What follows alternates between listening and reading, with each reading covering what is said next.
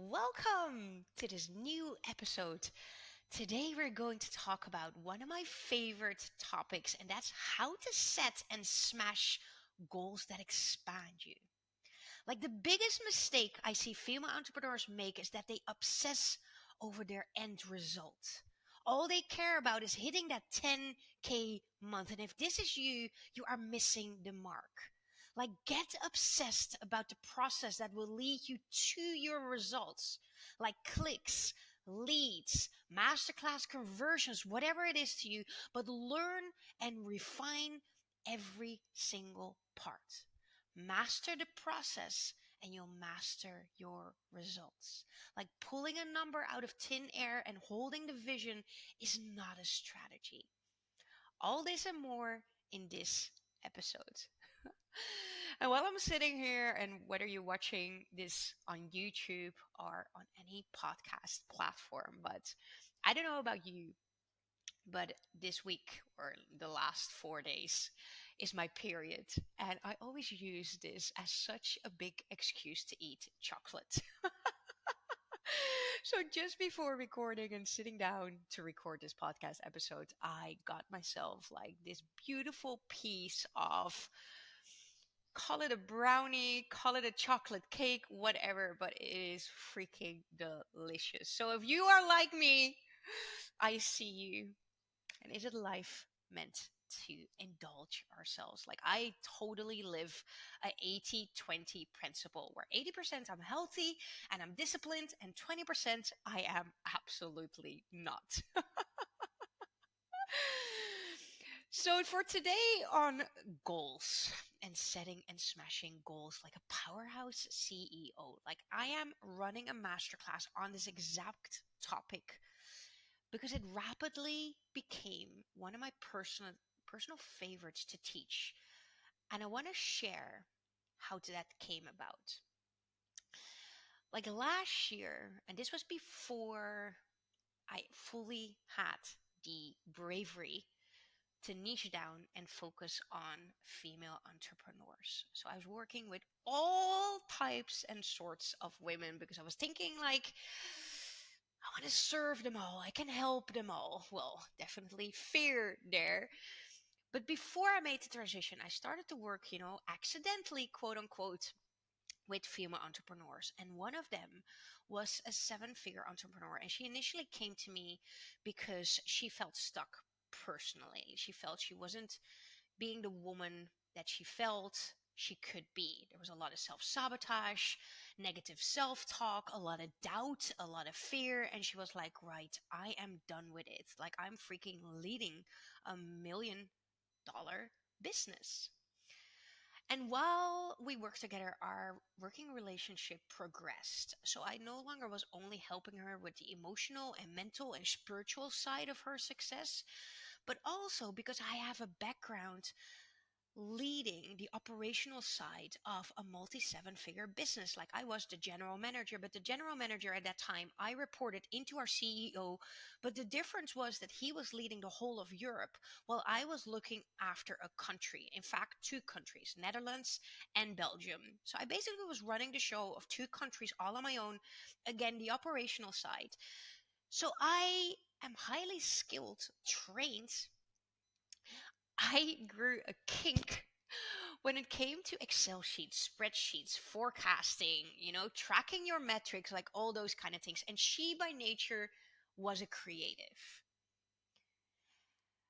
Often what I see is that or entrepreneurs as a whole, when they are creative, are far more creating literally products, projects, but then the operational side, it's sort of left behind.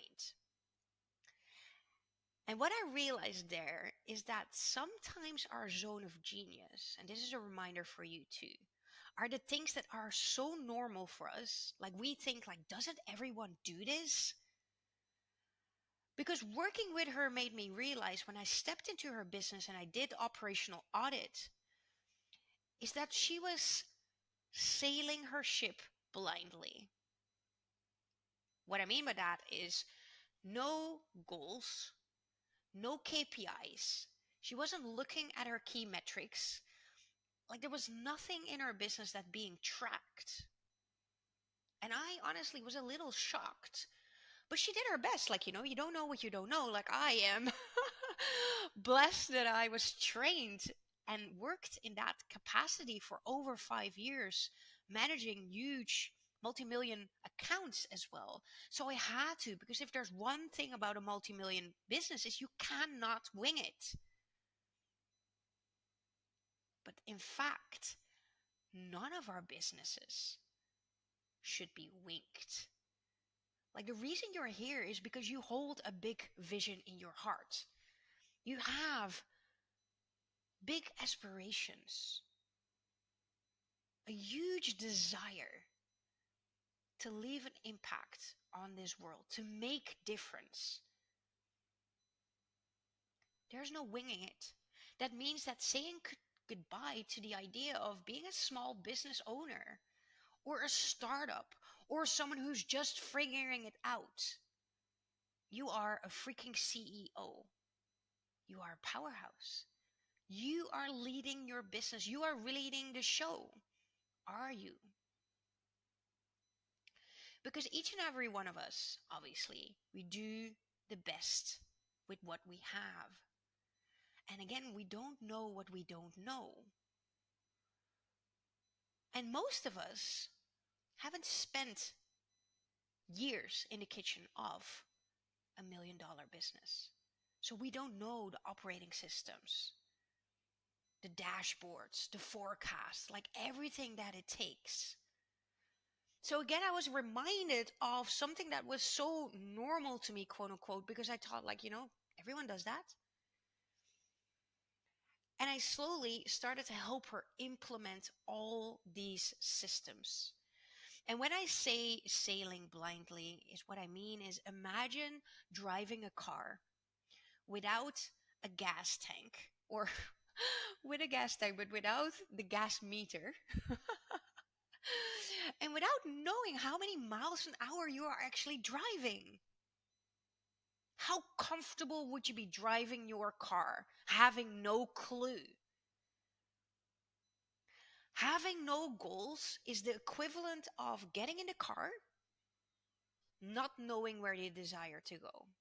Or getting in the car, knowing you want to go to Barcelona, Spain, but you forget to put on the GPS. So you may have fun cruising around for a bit, but you end up lost and frustrated because there is no direction. And so many underestimate, undervalue the importance of our goals and tracking our metrics. The interesting is, with all this knowledge of mine, I threw it out the door the moment that I started my own small business. And yes, there were tracking sheets, but a lot of the fundamentals that I want to explain in this podcast, and I'm going to dive deeper into my masterclass. It's been so fascinating, and I'm so happy and grateful that I learned both. Also, to compare that you actually need systems, you actually need goals, you need a plan, you need a strategy, you need all those things. Because I tried it the other way, and guess what? It doesn't work. So when you go, there's no point in setting goals I am too small, or thinking I'm not hitting them anyway, what's the point? Like I as well, I kept having the same goals, but they were constantly reaffirming how much I was failing. That sort of goes against the purpose of it. Where your goals constantly make you feel like you are failing. And maybe this is something you recognize. And like a sudden case of amnesia, suddenly, we take our business so personally. And this was me too, that every setback, like when I wasn't hitting the goals, I was like, what is wrong with me? Why can't I make this work?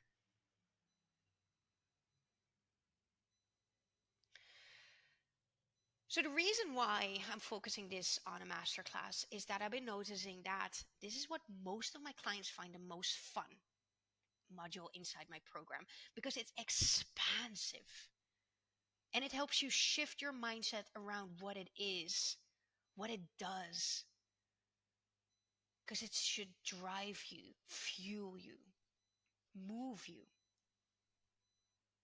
And this is what no one is telling you. Goals are about who you are becoming in the process of hitting them. They are meant to expand you, to stretch you, to take you outside your zone of comfort. Because otherwise, what's the point? And this is crucial. So I will repeat it one more time. Your goals are about who you are becoming in the process of hitting them. So the sooner you become, the sooner you hit your goals.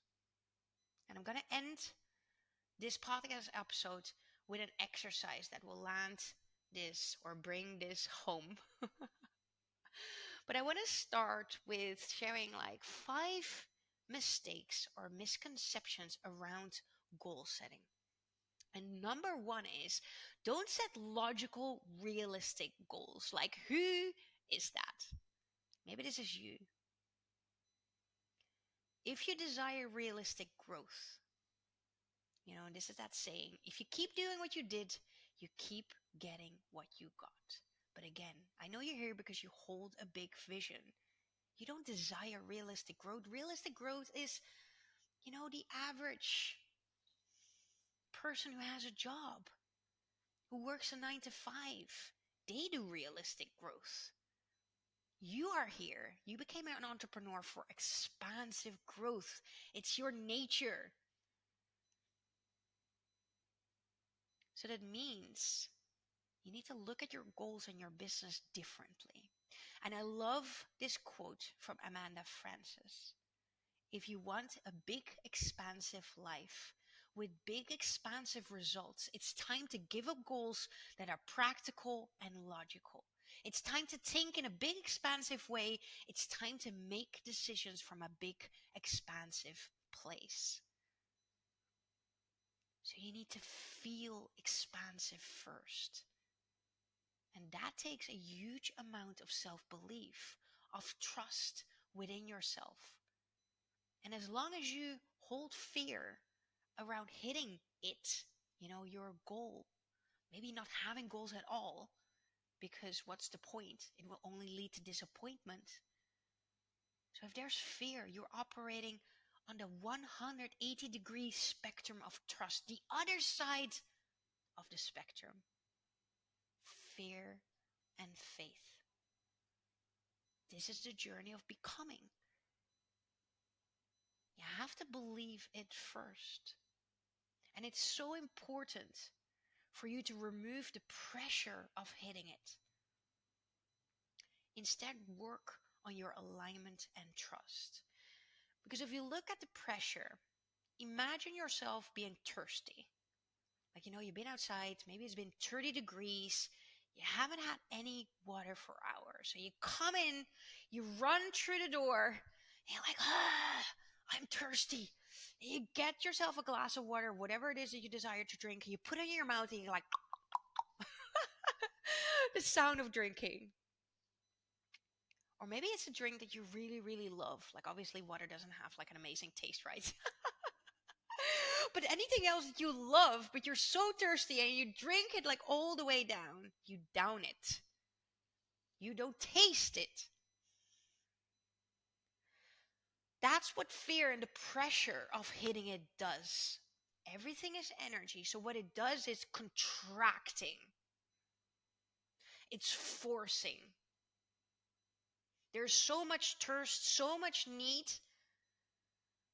that when the moment comes and it's there, you won't even enjoy it. You don't even taste it. You're not present for it. Energy always needs to flow.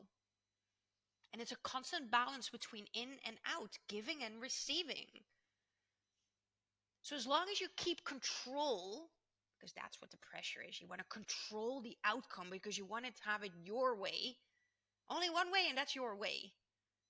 But ask yourself, If you believe in a higher power, whether you call it God, the universe, Buddha, whatever it is for you, infinite intelligence, if you believe that your small mind knows better, that your small mind can see the full scope of possibility,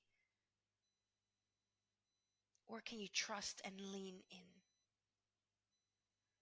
And it doesn't mean do not take action.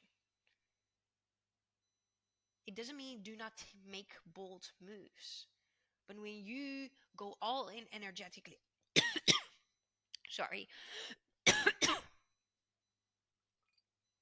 if you go all in energetically, where you move past your fears and you show up and you do that life that you felt scared of, if you start that YouTube that is really calling you, but you're afraid to fail, that's going all in. So practice high expectation, low attachment. Reach for the stars and land on the moon. So the expectation is so powerful because you get what you ask for. If you're expecting it to go shit, what do you think your energy will do? What's the point going all in if it's not going to work out anyway? So the high expectation is you go in with the energy, the belief system is that you will hit it. But at the same time, there's low attachment of the outcome. And this took me years to master. It's not an easy ride because it feels very contradictory. I'm going to give you like a couple of examples later on. But when you set yourself a goal and you feel gutted for not hitting the goal, you are too attached to the outcome. And you're actually asking yourself the wrong type of questions. Like the thing that no one tells you is that your goals take work. They are meant to expand and stretch you. Because otherwise, what's the point? And I don't mean the obvious business work, but I mean more the emotional work. Do you fully believe it's possible? What is blocking you? So instead of asking what is wrong with me, why can't I make it work? Ask yourself, why didn't I hit my goal? What can I learn from this? What can I do differently next time? How was my energy during my launch? Where did I contract into fear? Where did I lack follow through? Like, what are the commitments that I made with myself, but I wasn't honoring?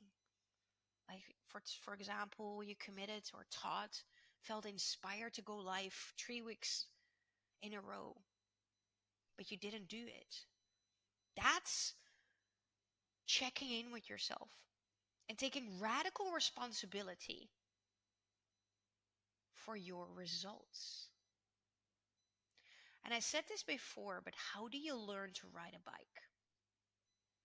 Like you get on the bike, you ride it, you fall, you get back up. And you practice over and over and over again until that very moment that one day you hold your balance and ride a bike. So in this example, it's very simple. There's this belief that I can ride a bike. So it doesn't matter how often you fall. Like, some kids learn to ride a bike within a day, and sometimes it takes a little bit longer. It doesn't matter how long it will take you to get there, because you believe you are going there no matter what. So can you apply the same principle to your business goals? When you believe you have what it takes, when you believe you will get there no matter what, timing is not the essence. It's your alignment to it. And that's what I mean with the work is the believing part. Because if there's 1 inch of you, going back to this example of the bike ride, if someone's like, well, it's not for me.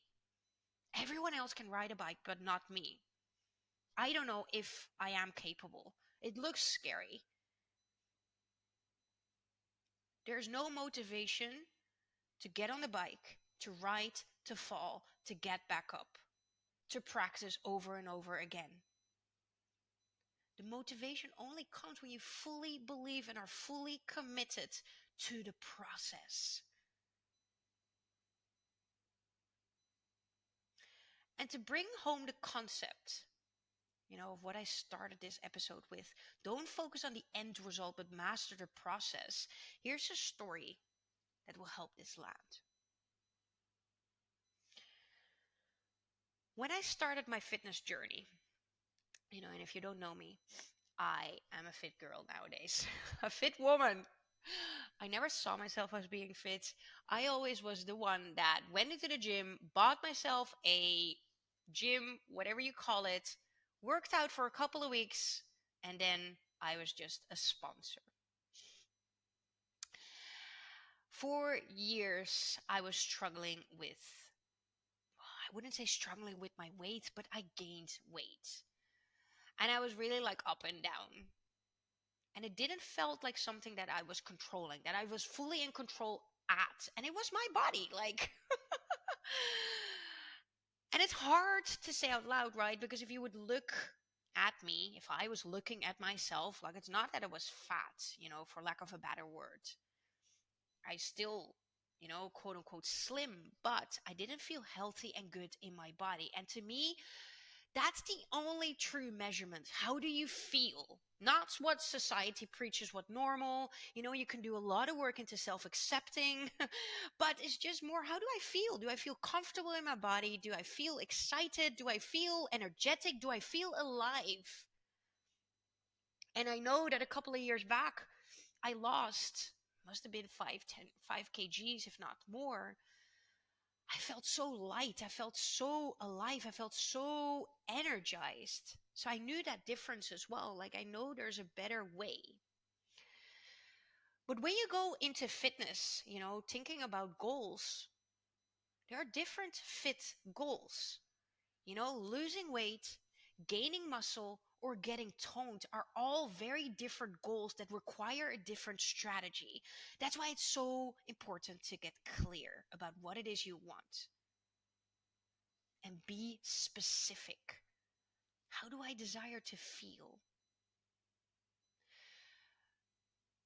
So if we look at focusing on the end result, the equivalent of this story is, does it help to obsess over the weight? Like every day getting on a scale, every day looking at how much do I weigh, and I am guilty of that, like I did that.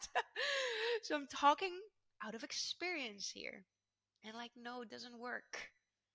Also, because you have to understand, same as your business, it's made up out of variables. Muscles weigh more than fat.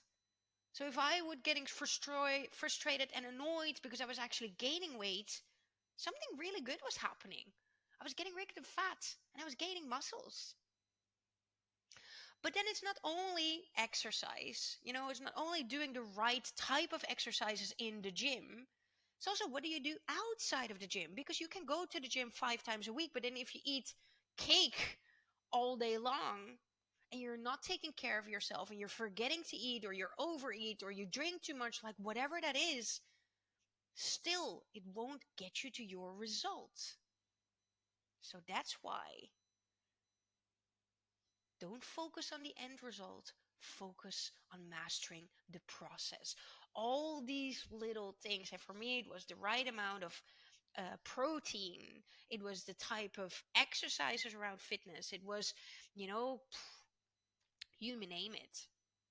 And it took me 6 months of nailing it, of experimenting with it. But I believed I would get there. So I kept myself motivated. Wouldn't say it was an easy journey. But I'm delighted that I'm like, look at me. I have surpassed my own expectation for myself, because never did I fully, if I'm honest with myself, thought that I would keep it up. And I've been going consistently to the gym for over a year now. It's now part of my identity. It's who I am. I am fit.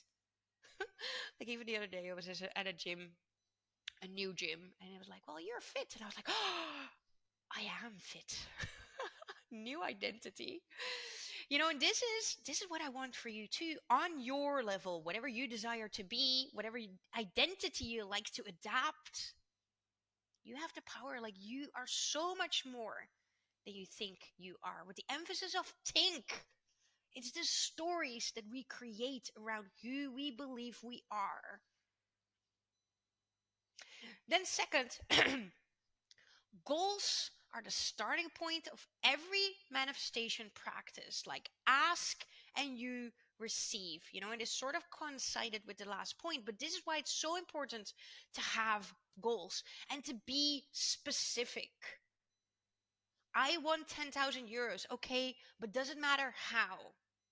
Does it matter how you feel while making 10,000 euros? Does it matter how many hours you put into it? Do you want to work 10,000 euros when it takes you to work 80-hour weeks? Be specific. You are the creator of your own life, the captain to your ship, the queen to your queendom. So be specific around what it is you want and why do you want it. Like I remember a story from a psychic medium. Like I go to her every couple of months. And it cracked me up because she told me a story that she asked for a new couch. Ask and you receive. You can only get what you ask for. And she asked for a couch, but she didn't specify what type of couch. And suddenly, out of the blue, right in front of her door, someone left a couch. I think it was like, I don't know how you translate this, but when they take garbage here in Holland, sometimes you have like the big things that you can leave out of the street for them to collect. But anyway, the couch was yellow and it didn't fit her interior at all. She was just building her new office and she laughed. And when she asked, her spirit guides and her angels, and they were well, like angels have like a good sense of humor, and they were laughing and like, well, you didn't ask, you didn't specify what you wanted. And this is that we need to realize you hold so much power. And I know that sometimes it can feel like, ooh, maybe I'm being a bit too specific. Maybe it doesn't work out if I'm being that specific. But if you can be anyone, if you could be anyone, if you can have anything, if you hold a power, why not be specific? It's your life. You get to live it, you get to enjoy it. And I want you to realize, because I love neuroscience, like I am woo. I am super spiritual, but I also am very, very grounded. And I love science and I love neuroscience. So I want you to realize, to ground this information a bit more, is that your conscious mind, if you realize that you have your conscious mind and your subconscious mind. Your conscious mind is 5% of everything you do, and your subconscious mind is 95%. So consciously, it is consciously grabbing something to drink. Like it's when you talk with intention, it is, the thoughts that you realize. But 95%, that's the autopilot. You get in a car and you start to drive, and you don't even think about putting your foot on the pedal and your gear, and you just automatically drive. When you drove the same thing, for example, to your parents or to school or to work or whatever it is, like an autopilot drive, you don't have to think about taking that next lane stoplight to the right or taking that roundabout or whatever that is on your journey. Without thinking about it, autopilot, you know what to do. That's all stored in a 96% or 5%. And I want you to realize that your conscious mind, so you're looking around and you're seeing trees and you're seeing maybe a rooftop and you're seeing blue sky. You're consciously seeing that, aware of that. But your conscious mind only processes 200,000 times less than your subconscious. And I find this wild because to me, it's almost like, ooh, what else is out there that I cannot see, that I'm not registering? Because what you see is only 0 dot dot dot dot 0, like whatever, 0.1%. No, 0 dots, 0 0. You get the point. So that's everything that's out there. Think about your memory as well. Like if I think about a moment in your childhood, you can't recollect everything all at once. That would make you mad. You have little moments that get back to you, little memories. But if you dig deep, if you sit yourself down, if you ask yourself certain questions, little by little, you bring it up. It's there. So I started to see my mind as a computer, like Google, and look, have that mindset shift for yourself. Like, what if I look at myself? We all have the same hardware, computer, but we've been installing different software. So, like Google or ChatGPT, notice when I ask myself right questions, I get what I need. I noticed it when I lose my keys, for example. Instead of like, rah, rah, rah, I lost my keys, I was like, where did I last leave my keys? And pshoom, I suddenly get an insight. So look at your goals as a focus point. This being said, it's a focus point. In your conscious mind, it's almost like you programmed now, like, okay, this is what I want. So what will happen is you start to see the opportunities you need. And I always explain this as wearing a filter, where we all view the world through different lenses and we can change our beliefs and change our expectations. Because when we do, we change our lens. And with that, we change our reality. We change the way we look at the world. Because subconsciously, we only see what we want. I hope this lands. And to bring this home a little bit more, I don't know if you when you were younger and if you ever went, on holiday or like a long big trip with your parents. And if so, did you ever play? I call this the red car game, where you in the back seat, I see myself as a 6-year-old girl, Goldilocks. And I was playing this game to count the red cars. And suddenly, like magic, weren't there everywhere red cars? But it wasn't magic, was it? You change your point of focus. I hear a lot of these stories that someone is pregnant and suddenly there's pregnant women everywhere. Or someone is looking to buy a dog and suddenly everywhere is that dog. Like, whatever it is for you, whatever you focus, you attract. So you may as well be conscious and intentionally about the things you want to attract and see in your life. It's the glass half full, half empty principle. Of course, if you look through the lens of the glass is half empty, all you see is negativity and shit. If you believe that you are a failure, you will keep being reaffirmed with the whole idea that you see all I can do is fail. When you look at opportunity, when you look at solution, all that will present itself is solutions and opportunity. You are ready to grab it because that's what you're looking for. Then realize, the next one is that you cannot grow what you cannot measure. And it's so fascinating, right? How much we are emotionally attached to our business. I touched on this a little bit before.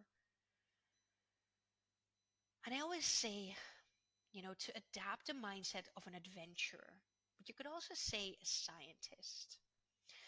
And we do this because our businesses are so deeply personal, because for the longest time it's just us. And that's why I always say that our businesses, it's our biggest spiritual assignment. And I was guilty for this too. Running multi-million contracts as an employer when our business, you know, went down, had a bad quarter, which every business has. I didn't take that personal. I didn't question like what is wrong with me. I just look for solutions. But here I was in my own business, and maybe you recognize this. You have a shitty month, and suddenly you're like, oh my god, you question yourself. And you fear like, what if I don't have it in me? What if I won't succeed? What will people think of me? But the interesting thing is that whether if I look, comparing you as an employer in your previous job or now, both are founded by someone. Both are ran by entrepreneurs, unless it's a corporate, of course. But you are that piece in a bigger puzzle, a team player, and realize that there's no such thing as self made. It's the same when they say it takes a village to raise a baby. Same as for your business. So drop the emotional attachment and look at it with the mindset of an adventurer, or like I said, a scientist. Like, listen to this. Elon Musk, we all know Elon Musk. He has this company, SpaceX, the rocket ships. He now has a streak of 200 successful booster landings in as many attempts since early 2021. At the moment, he has a 97.4% success rate, and he obviously wants to be like how we now charter flights. People can just charter his rocket ships and go to Mars. But when he started, 97.4%, that's a great success rate. But when he started, he failed 3 out of 5. This is how every business works, and that's why success takes failure. You need to be willing to fail fast and fail forward, because it's a constant learning curve. So instead of taking it personally, look at what the data has to say. What is working? What is not? Why isn't it working? That is why you need goals and track your key metrics, because otherwise, how would you know? So this was interesting at the time, what I explained before. I was managing $1 million contracts for our clients, and the business we were operating was door-to-door sales. So we had guys in the field. So what I learned there is that instead of focusing, like I said, on the end result, I was looking at the data. So let's say that we needed to have and running a spreadsheet. That became my best friend. Like, I must have ran over hundreds of forecasts, year forecasts. And I sat myself down and looked at all the variables. Because, for example, how did we have to go to hit 300 sales a week? And that was worth €90 a sale. So we had a certain revenue goal of, let's say, 1.4 million. And we would calculate that over the year. I would make a spreadsheet and I was look at, right, so that means, how do I get to those 300? And this was week by week then, but just to use this example, how do I get to 300? I'm like, okay, I need to average this amount guys in the field and this sales average. So there are two variables. How many guys do I have in the field and how many sales do they do? And I would play around with both these numbers and I would make a plan for both. And I would tweak and refine. I was like, okay, I am far away from having the right number of guys in the field. What happens if I increase the average? What do we need to do to increase the average? And then it was like, okay, I would implement product training, sales training, get the guys to the client for a tour, like whatever it is to boost their engagement and their motivation and just give them more tools and learnings. Sometimes that also meant going back to the client and renegotiate new fees, because new fees would mean higher pay per sale, which would help with increasing the average, but it would also help with recruiting new guys because they would feel motivated because they would have the ability to earn more. So it's all these little variables, and you having your online business, for me obviously as well, is looking at, views, looking at clicks, looking at, your freebie, your lead magnet, conversion rate. If you do master classes, like, show up, sign up rates, conversion rate, like all those little things. If you improve that and you focus on only improving that, that's what gives control. And that will lead to the outcome. So you cannot grow what you cannot measure. You cannot improve if you don't know what your current baseline is. So just like me, you know, back then in this story, try to make a case for every single scenario. What can you start testing? What if I tweak this? What if I tweak the hook? What if I tweak the title? Leave your emotions out of it and just be the scientist. Like I noticed this as well, I don't know if you are a Fitbit freak. Like I love my fitness watch and I'm obsessed with it in the most healthy way because it supports me to be conscious about my movement.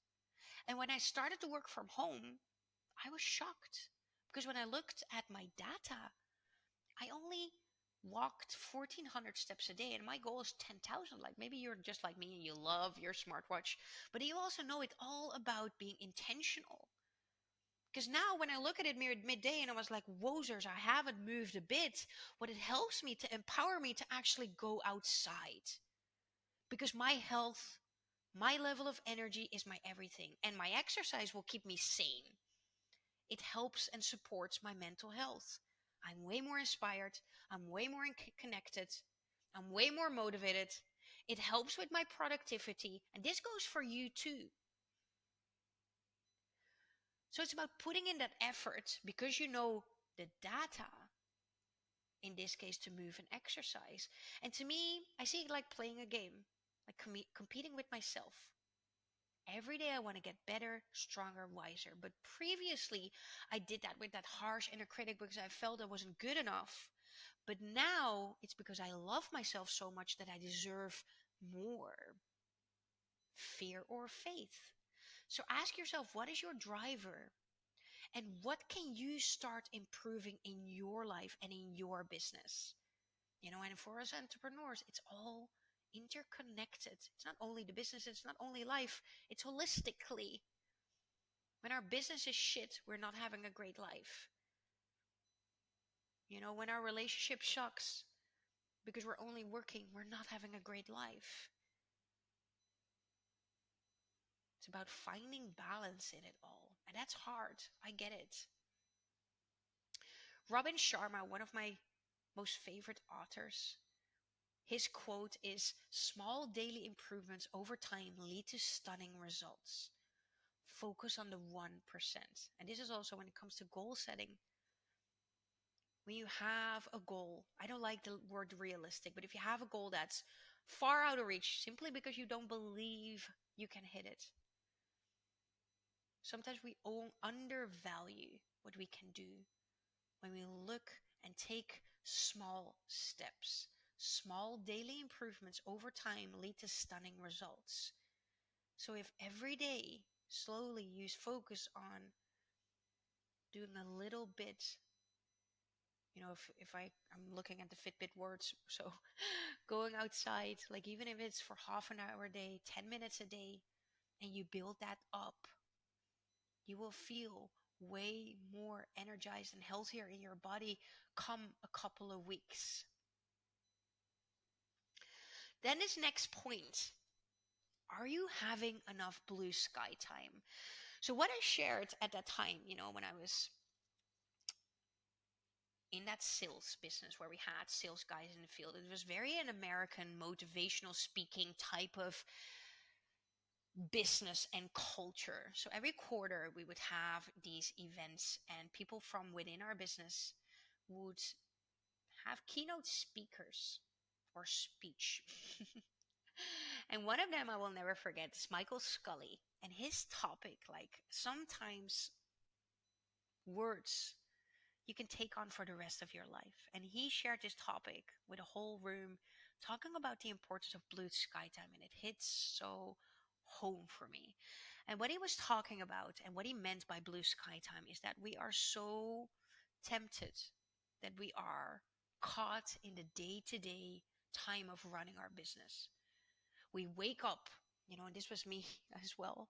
I woke up, and even before I hit the ground running, I was already working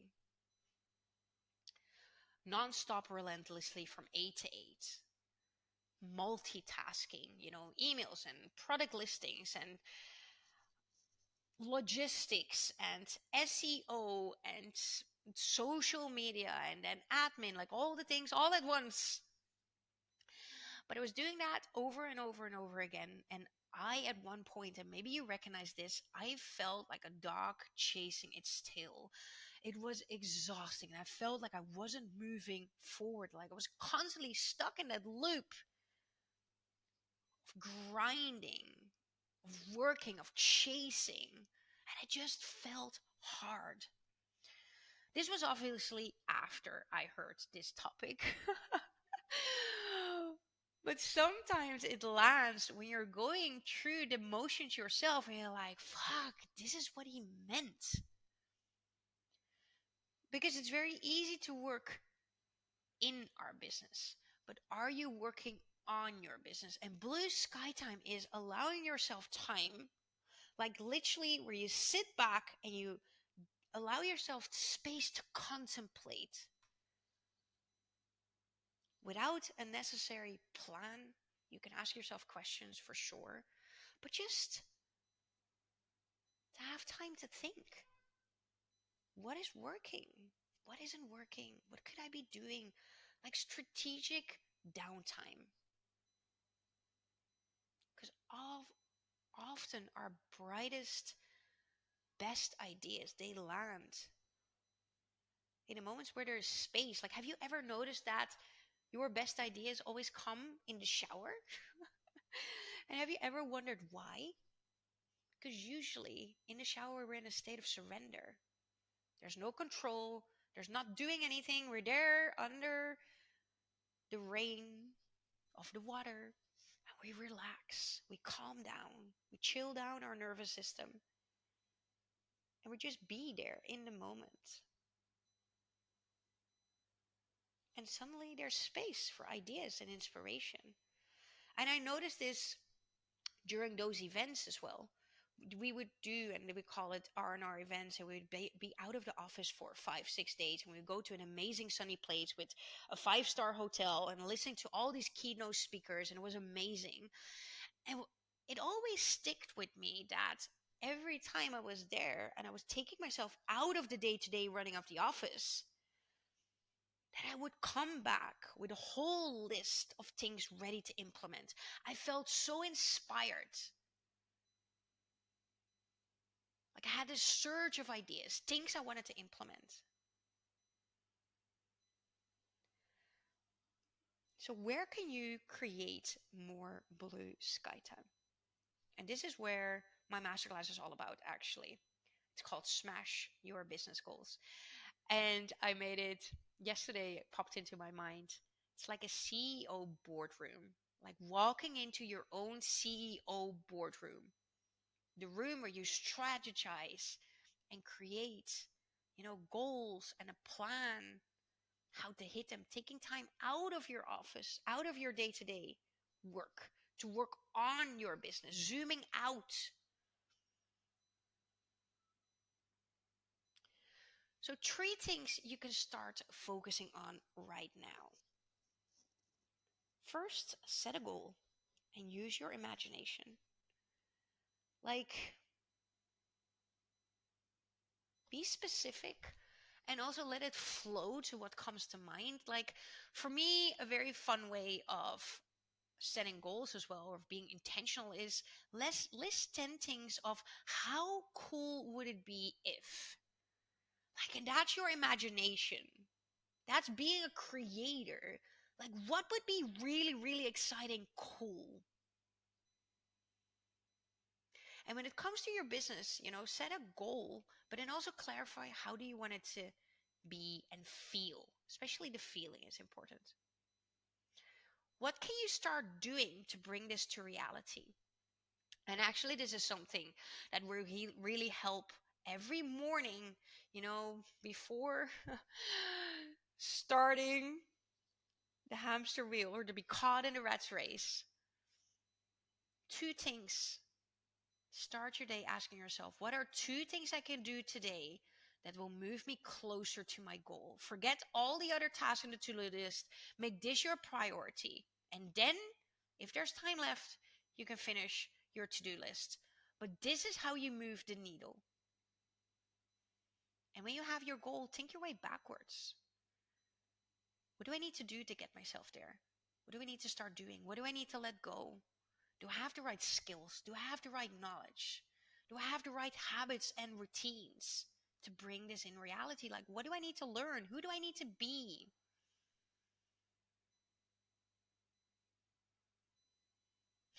If you want to take this one notch further, you can download my bold goals worksheet, which includes these questions, but also like a couple, five more. And you can actually will help and guide you through this process. And if you want, you can also let me know. I can send you the CEO dashboard and tracking sheet, which will help you with your numbers. So I'm going to include a link on the show notes.